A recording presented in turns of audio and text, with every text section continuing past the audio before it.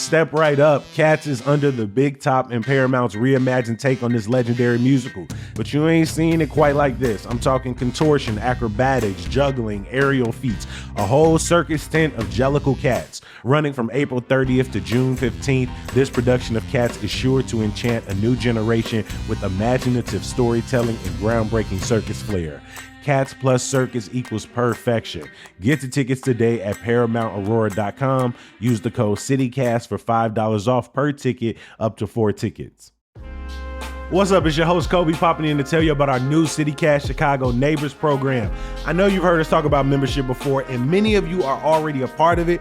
Thank you. I see you. We're grateful. Well, it's got a new name now. We calling it CityCast Chicago Neighbors because, one, it sounds smooth as hell. It rolls off the tongue. Try it yourself. CityCast Chicago Neighbors. 2, we've learned that people who support the podcast and newsletter are people who care deeply about this city and want to make it better just like us, right? I recently got to meet so many of you. You're the kind of people and neighbors that helps this city thrive. We're also adding benefits. CityCast Chicago Neighbors still have access to ad-free podcast listening and an exclusive weekly local events preview. But now you can also get regular events like happy hours with other CityCast Chicago neighbors, local volunteering meetups, and other members-only events where we explore and better our city together, brag on the things we love, and you get to shout out a local business or organization you love on the show and in the Hey Chicago newsletter. For $10 a month, you can become a CityCast Chicago neighbor today by going to membership.citycast.fm. That's membership.citycast.fm. We couldn't make this show without people like you supporting it, and we're excited for you to be a part of it. Thanks. Make sure you stick around after the interview. Composer Janina Norputh will be joining us for a conversation sponsored by Harris Theater about the U.S. premiere of Scott Joplin's epic Treemonisha. Today on CityCast Chicago, we're meeting the 26-year-old running for Congress on the North Side. We asked the newcomer how she's reaching voters in a district that, let's keep it real, hasn't been competitive in nearly 30 years. It's Monday, April 21st. I'm Jacoby Cochran, and this is what Chicago's talking about.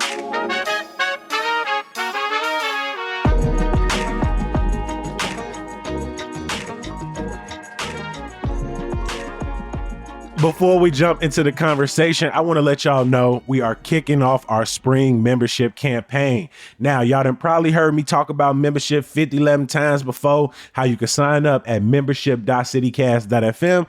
But hey, real quick, pay attention because now it's a little bit new and improved. First up, we got a brand new name. CityCast Chicago members are now CityCast Chicago Neighbors. Follow me here. I think we can all agree better neighbors makes better Chicago, right? It makes better cities. And at CityCast Chicago, we're all about the community spirit, local connection. When you support us, essentially you being a good neighbor. We put you on things. We hold people accountable. We listen to your ideas. You could participate via text and voicemail, right? This is a shared experience we got going on here.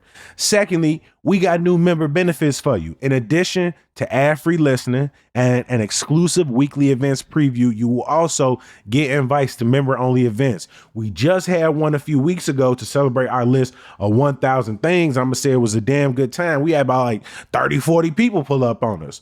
We had beer, we had cake. Of course, Simone put some games together. We had CityCast Chicago bingo.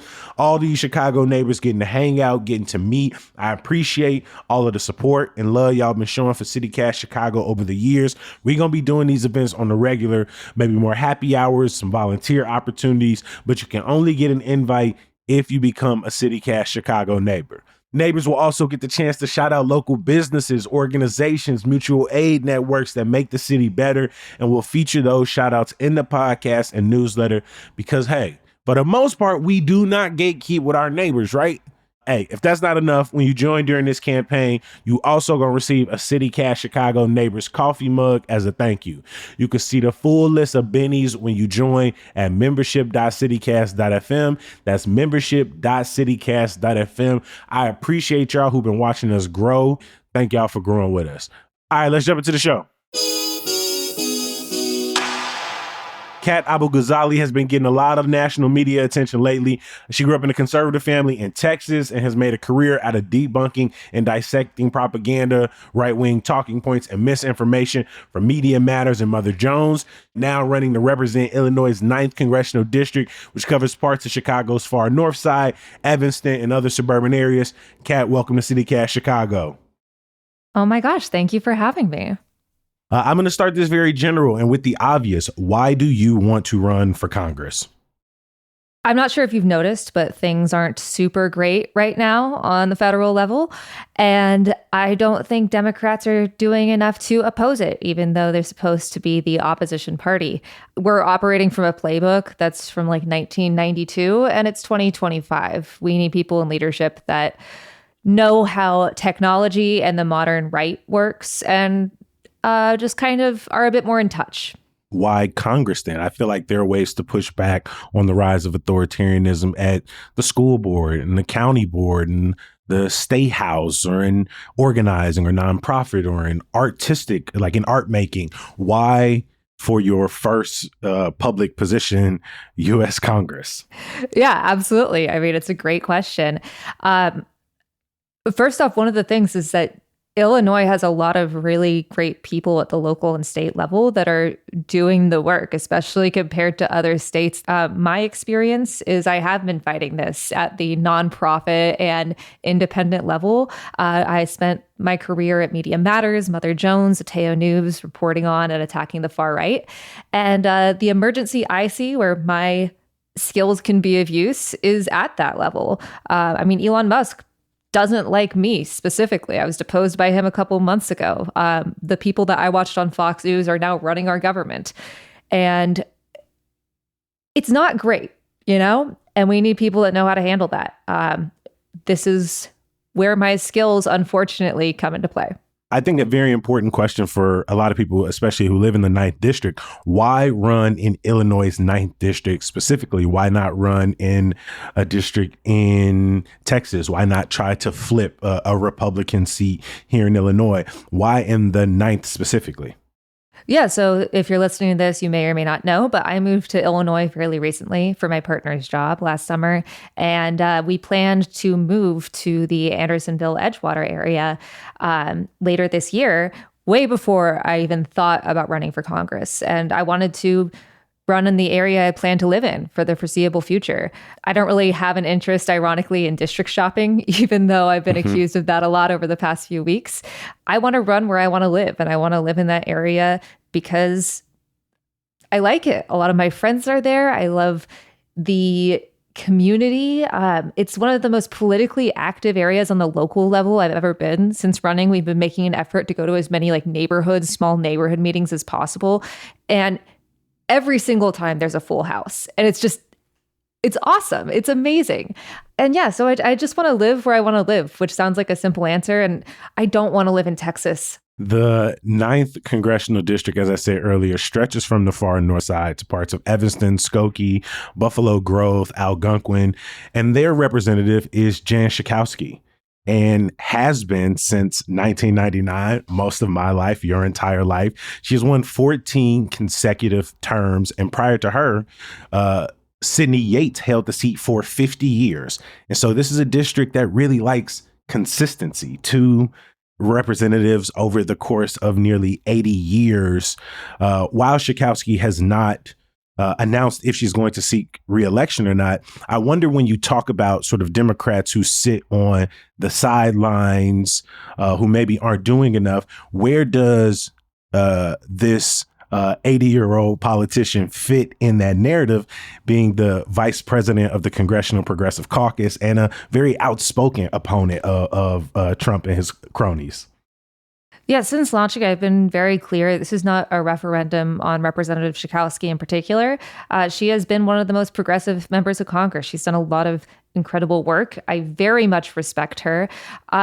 But she is also a part of Democratic leadership, not just the Progressive Caucus. And what the Democratic Party has been doing, it's not working. If it was working, we wouldn't be in this situation. And so while I agree with most of her votes, and I think she's done a lot of great work, we need to try something new. And we also need leaders who are willing to criticize their colleagues. I mean, there hasn't been a competitive primary in this district since Schakowsky first won in 98, and that's not her fault, but there is this stigma against competition, against primaries, against internal criticism and trying to change things within the party. And we as voters, as possible candidates, as Americans need to have institutions that serve us and that are dynamic because things are changing a lot. Like I said earlier, it's not 1992 anymore. I've been asked a lot about the age question. As you said, she is 80. I don't think it's necessarily even about age, which of course none of us can help, but there are experiences that a lot of our Congress, because it is older, the average age of Congress is 58, the average American is 38. There are experiences that a lot of our leaders don't know. They didn't grow up with school shooter drills. Some of their children didn't even have school shooter drills. They haven't had to pay rent in years unless it's their second apartment in DC. They don't worry about out-of-pocket costs because they have great medical insurance. Something I do not have. This is actually just a long con for me to get medical insurance. I'm doing it the hardest way possible. And I think that you need to have some people in leadership, some of the people that are making our laws, that understand those experiences, because otherwise, how are you supposed to legislate on them? You know, how are you building credibility, visibility, and recognition in the district? Because like you said, there hasn't been a competitive race in nearly 30 years. And I imagine whether Schakowsky runs or not is going to want to, in some ways, handpick their successor. And so in a district in which she's engendered a lot of loyalty, you know, what are you hearing from people in the district, whether it's in Chicago or across the northern burbs? I keep hearing from almost everyone I've talked to in real life, because you'll never believe this. People are so much more normal and rational in real life than online. But every single person I've talked to, even ones that don't know me, that I'm just introducing myself and asking what they care about, they're angry. They're really pissed off at the party, and they're wondering why things haven't changed, especially out in that western area, the Buffalo Grove area, Algonquin, these parts that were redistricted in 2022 and gerrymandered into, since Illinois lost a seat, to keep that seat from going Republican, they lost their former rep. They were redistricted into here and they don't feel represented. I have had so many people come to me and say, I've never met my rep, or I don't even know how to get started in this political process because it feels like it's just about Chicago. It's just about Evanston. It's just about Skokie. And this district is a lot wider spanning from that. That's why during the hands-off protests, I actually went to the one in Algonquin, which a lot of people were surprised to hear this. And frankly, I was surprised to see it. Thousands of people showed up to protest. And there was a constant just cacophony of horns honking in support of these protesters in a traditionally red area. People brought their 2016, 2020 Trump signs and crossed it out and said, not anymore. The way that I want to build a coalition, a community, is we're really trying to recenter this around people. Watching politics as a job for so many years, we waste so much money on ads and consultants and stuff that doesn't work but enriches a handful of people. So we're trying to really focus on mutual aid and lifting up community organizations. We're expanding our policy platform to be as comprehensive as possible and making sure to talk to local leaders, because I don't know everything. And I want to make sure that it's as specific and thorough as possible.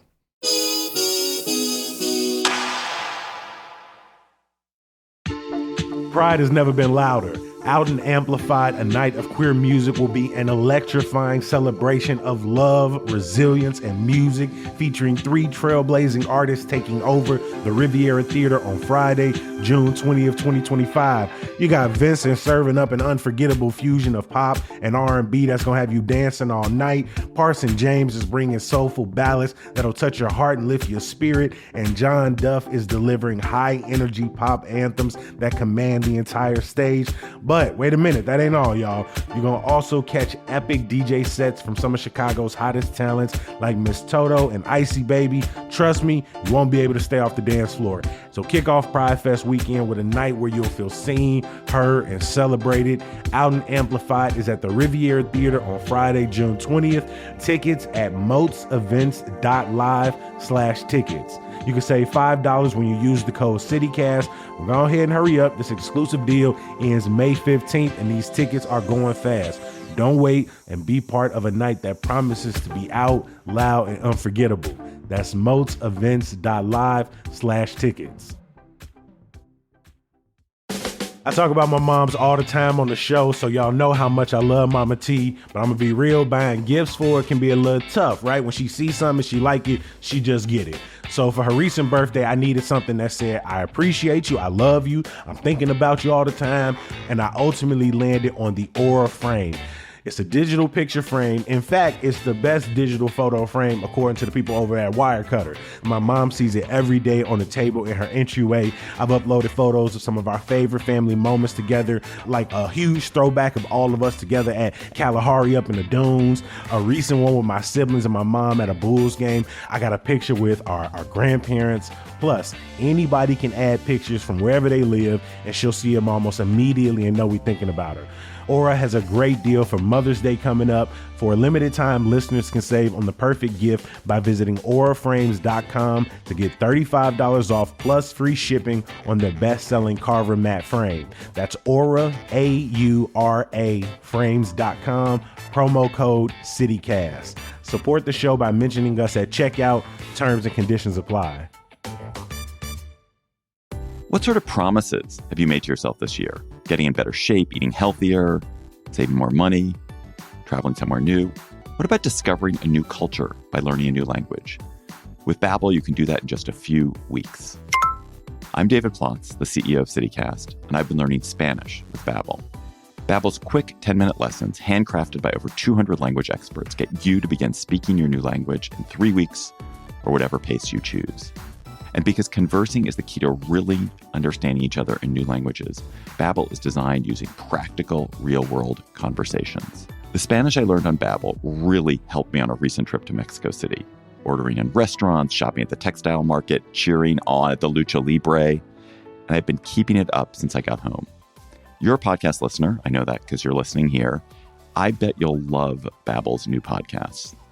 On Eavesdrop in Espanol, which I listen to, you get to listen to a real conversation, then have the teacher host explain back to you. Then you listen again and catch everything.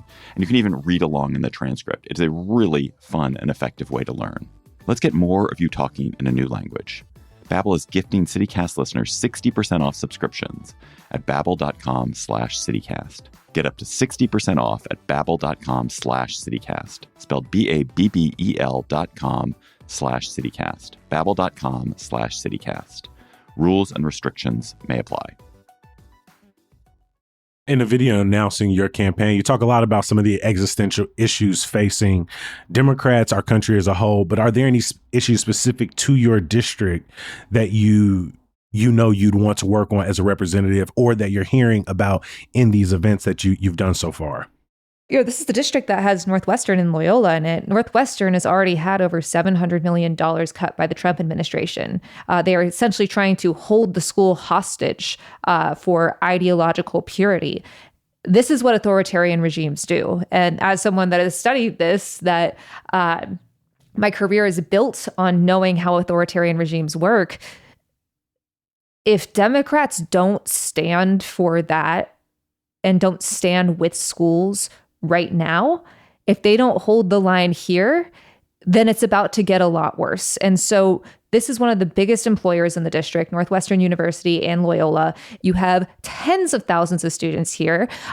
Student visas are already being revoked. And so we are really focused on trying to help students and professors, faculty know their rights. We're currently working on business card size flyers to give to students, especially in the fall semester, that they can just put in their pocket in case they're picked up by ICE or the cops, as well as trying to stress the importance of education and hopefully in Congress ensure as much funding is restored and ideally expanded to both Northwestern and other educational institutions across the country. For a lot of people, when they think about their congressperson, whether they are active in their community or not, a lot of them feel like at the individual level, a lot of their voting is symbolic. Like if you look through Jan Schakowsky's voting record, like you said yourself, you agree with a lot of it. Like, what do you think you would do outside of that, especially given so much of it is still decades long relationships and decades long institutions that what do you think would be different? Yeah, I wish I could be so bold as to say I can solve everything, but I'm just one person and no movement has ever been built by just one person. And there are plenty of people that have been building to this point, to this anger, what feels like a tipping point for a lot of us coming up on the 2026 midterms. I've actually, in the last day, had 3 different people reach out to me that came to my office hours. And they were like, I am ready to run for Congress. Can you help me do this? And so I'm trying to be as transparent as possible in my campaign process to help others do that, including in this district. Run against me. We need more candidates out there, more options for voters. In Congress, constituent services are something that Schakowsky has prided herself on and that have been really helpful for people in the district. And I want to take those even further.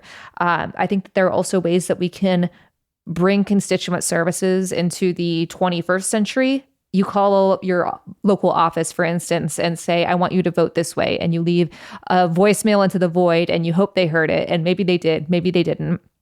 But it just kind of feels hopeless sometimes, Like empty prayers. Exactly. So I've just been wondering, why don't we have a chat feature for this? Why don't we have a way to bring this into 2025?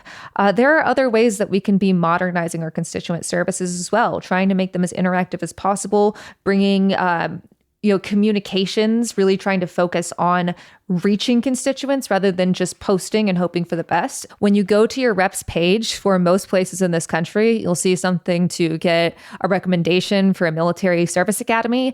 You'll see a way to order a flag or get a tour of the Capitol.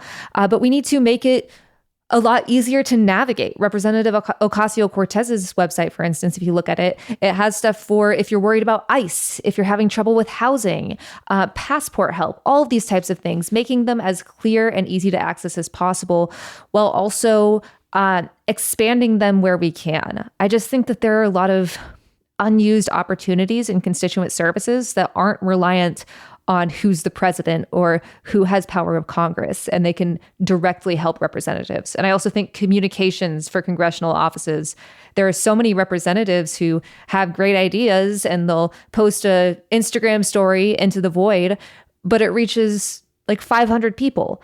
And it's not your constituents' fault if you aren't communicating in a way that reaches them. That is on you as the representative to get your message to them or to as many people as you can.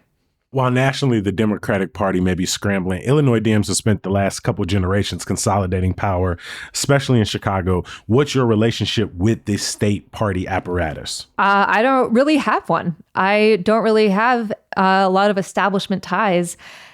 That could be to my detriment, but I think right now it can also be to my benefit. Frankly, this is the first race in a while where establishment ties could be a negative for people, and that's not just here, but across the country. When I hear about more establishment people being offended or not taking me seriously because I haven't been, quote unquote, waiting in line, I think it just shows a misunderstanding of where we are right now. And people have asked, well, what if Jan runs, or what if it's an open primary and it gets really crowded? And I'm fine either way. We're trying to do politics a different way. I'm trying, like I said, to focus on people, on mutual aid, on in-person connection. All of our events are accessible. They won't cost $2,000 a plate or even $500 a plate. We just are asking for very small material donations. For instance, our first event was tampons and pads, boxes of tampons and pads for people who couldn't afford them. We collected 5,600 by the end for the community. And we want to do soap for shelters, cans for food drives, diapers for struggling families, things like that. As you've started to garner some attention, have any politicians in Chicago or across Illinois reached out, offer mentorship, offer to meet, to talk through some of your positions? Yes, and we have actually reached out to, or we are currently reaching out to as many local leaders as we can, specifically to ask, what their constituents care about and if there are any specialties they would like to consult for our policy platform. Not even looking for an endorsement, just want that feedback. I had one state senator who reached out who was very kind. I'm not sure if they would like me to disclose that or not. But generally people have been really nice. I haven't had any bad experiences beyond some weirdos online.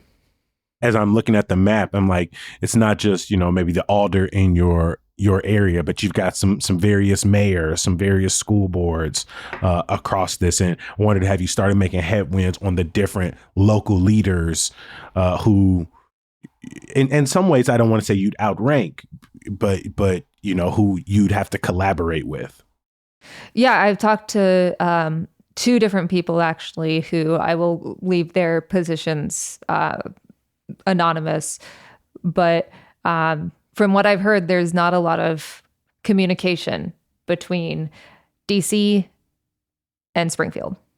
How are you working to reach some of those maybe older, more traditional voters, especially in the suburban parts of the district? This is a district where I believe 74% of the constituents are white or Asian. I think maybe you out of the 730 plus thousand people who live there, elections turn out, somewhere north of 200,000 voters. People for the last 80 years have seemed okay voting with someone 20 times, 14 times with no problem. Yeah, I mean, we're trying to marry the best parts of what we know work in elections with these new ideas. So this is essentially, I think a lot of people assume that I'm going to be focusing on social media because I have a big platform online, but this is about a huge ground game. We already have over 1,000 volunteers signed up. More than half of those are local. Our volunteer Discord has hundreds of people that are ready to hit the ground whenever. We want to not just have events and meet and greets and craft circles and office hours and all these types of things. But we also want to hold recreational stuff for people, especially this summer as people will be struggling as we feel the effects of tariffs. We want to do door knocking. We want to do traditional canvassing, but we also want to be supporting local businesses. One thing I'm really excited about this summer, I'll be announcing these applications soon, but we want to give out grants to high school students who do public service projects. And that's going to be all over the district. Once again, not just Chicago, not just Evanston, but everywhere in the district.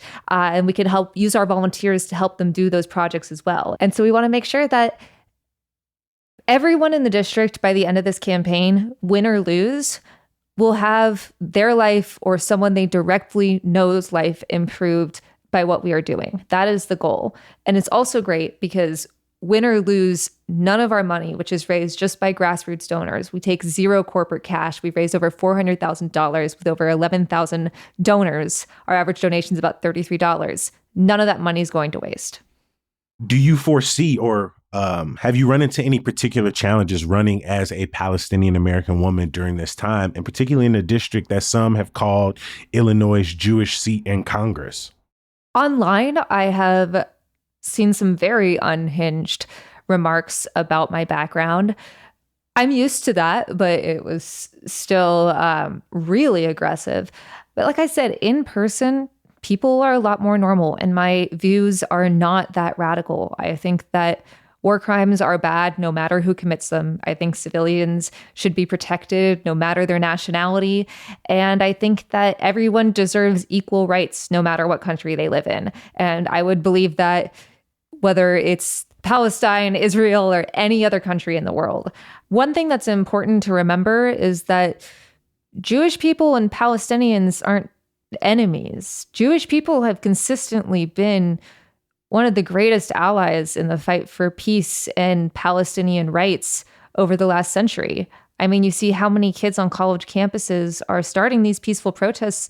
A lot of them are Jewish. And so when people ask, this district has a huge Jewish population, do you foresee this as a problem?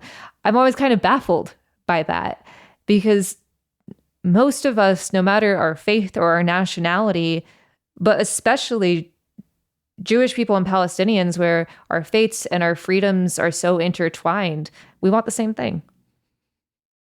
one of the biggest challenges, to any young person running, but particularly in your case, is people wonder, okay, if you don't get a seat at, one of the highest tables, and the feedback is work up the ranks, go through the school boards. It's like, are you committed to a life of politics? Because if anything, what the Ninth District has shown is not only are they loyal, but they like someone who does this pretty much until they are, willing to hang up their political boots. Like, are you in this nice campaign cutting yourself making off on there? Right, you know what I mean? But are you making a promise to the Ninth District that this is a seat you want to hold for 30 or 50 years, which again, pretty much everyone alive who's lived in the district over the last 80 years, that's all they know. So are you committing to a life of politics by running in a district that is largely been run by political lifers? No, I don't think, frankly, personally, I don't think people should be political lifers. I think, like I said, there are experiences that you just will never know as you age. And that's not your fault. It's the fault of time. But that means that we need to be making room for the next generation or the next demographic or whatever it may be. There's stuff that kids are going through at school right now that I have zero idea about. I mean, I can't even imagine what it was like to be a middle schooler during COVID. Oh my God, how awful must that have been? So I've actually made a promise that I won't serve more than 5 terms if I win. I think that 10 years seems like a great amount of time to do a lot of work in the House. But frankly, we do need to be making room to make this government a little more dynamic, a little more elastic. And we don't need a Congress that is stagnant. Because otherwise, how are we supposed to legislate on dynamic issues if we have representatives who are the same? Researcher and journalist and hopeful for the Illinois 9th Congressional District, Kat Abu-Ghazaleh, thank you for making time for CityCast Chicago. Thank you for having me. You heard Abu-Ghazaleh talk a little bit about her campaign's fundraising efforts. Shortly after we spoke, WTTW put out an analysis on the influx of funds she's raised following her announcement. And now, while she's raised more than $378,000, only a fraction has come from locals. Just 17 Illinoisans have contributed more than $200. Abu-Ghazaleh's campaign says most contributions coming in are less than that, which means they aren't reported in the same way. While incumbent Jan Schakowsky has not yet said if she's running for re-election, she has nearly $880,000 on hand. Next up, we have a conversation sponsored by Harris Theater with Janina Norpeth. Janina, I really appreciate you making time for CityCast Chicago today. Likewise, great to be with you. You are a 2-time Grammy nominee, a violinist, a composer, and the co-arranger and orchestrator behind Scott Joplin's Treemonisha, which is playing at the Harris Theater. For folks who haven't heard of it, can you describe what is Treemonisha and why is Scott Joplin's original opera such a big deal? Why did he spend the last years of his life trying to get this thing up? Well, a lot of people might be familiar with Scott Joplin. He is probably the most well-known ragtime composer. I think everybody probably at least has heard The Entertainer or played it studying piano growing up. I know I did. And he's, really pioneer in terms of the music of ragtime. And what a lot of people do not know is that he was also an incredibly accomplished classical composer and actually wrote quite a bit of classical music. And sadly, people don't know because a lot of that music did not survive so that we can play it. Publishers, because he was Black, would not publish his music. And so a lot of those scores were just lost. Treemonisha is kind of a culmination of his life's work. It was a passion project for him. We have that music because he used his life savings to register the piano vocal score with the Library of Congress. So unfortunately, the orchestral score did not survive. We don't have that, but we do have a piano vocal score, and hence there have been several people over the years who have done their own orchestrations of it. And this is a brand new orchestration by myself and Jesse Montgomery, commissioned by Volcano in Toronto, and this is going to be the American premiere. It's a little bit of a unique twist on Treemonisha, not just because we've got a brand new score, but also we have a brand new libretto that's sort of honoring the old storyline, but also bringing it into the future for a more 20th century audience. Mm-hmm. As you mentioned, this new version blends Joplin's music with a fresh story and orchestration alongside this powerhouse team, Leah Simone Bowen, Cheryl Davis, Jesse Montgomery, and yourself. I mean, what was it like reimagining his work for today's audience, knowing that urgency for him in his time, you know, being one of the people who helped sort of bring this to light for so many of us? It's a lot of responsibility, you know, you're taking somebody else's work and their art in your hands and, you know, making any changes to that, you know, you don't take that lightly. But I do think everything that we've done really honors Scott Joplin and honors the work in a different way than any other. It's actually like kind of a renaissance of Scott Joplin. When we premiered this in Toronto 2 years ago, I think there were like 3 other versions that were happening at the same time around the globe, which is kind of cool how his music speaks to so many people. But this has actually been in the works for over a decade now. And the world has changed a lot since then, I think, you know, and how we're thinking and revisiting history or not revisiting history. And the original opera really delves into self-truth and education. I think, you know, at that time, Joplin's message was really, you know, to empower yourself, you had to educate yourself. And so we are really honoring that in a context now, not just education and educate yourself through the church, but also delve into your own history, be prideful of your own history, and looking at everything to educate yourself is sort of the message of this opera. You know, we talked a little bit about the time in which this is setting in those late 1880s after, you know, 400 years of chattel slavery. At this time, it's mutating in our society. We've just, you know, come out of a failed Reconstruction era. Like, how do you capture that moment, that significance and that history? How does that come through in the music? Joplin gave us the blueprint again. You know, he lived through that time. He was born into that time. And, you know, the evolution of ragtime as a musical form, it's coming out of African music. It's coming out of the music that was brought here by the people who were taken from their country, right?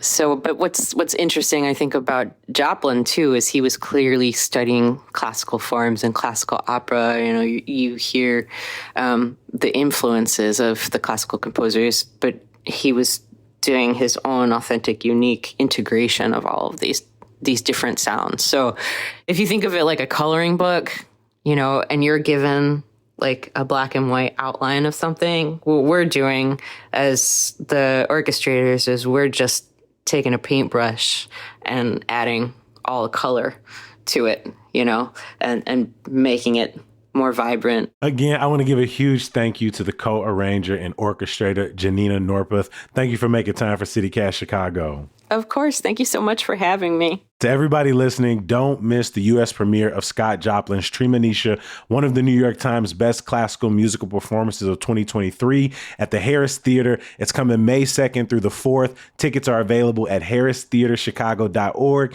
And, you know, we did a little something for you. Save 25% by using code CityCast at checkout. That expires May 1st. Restrictions apply. Again, Janina, thank you so much. I appreciate you. You're so welcome. Thank you.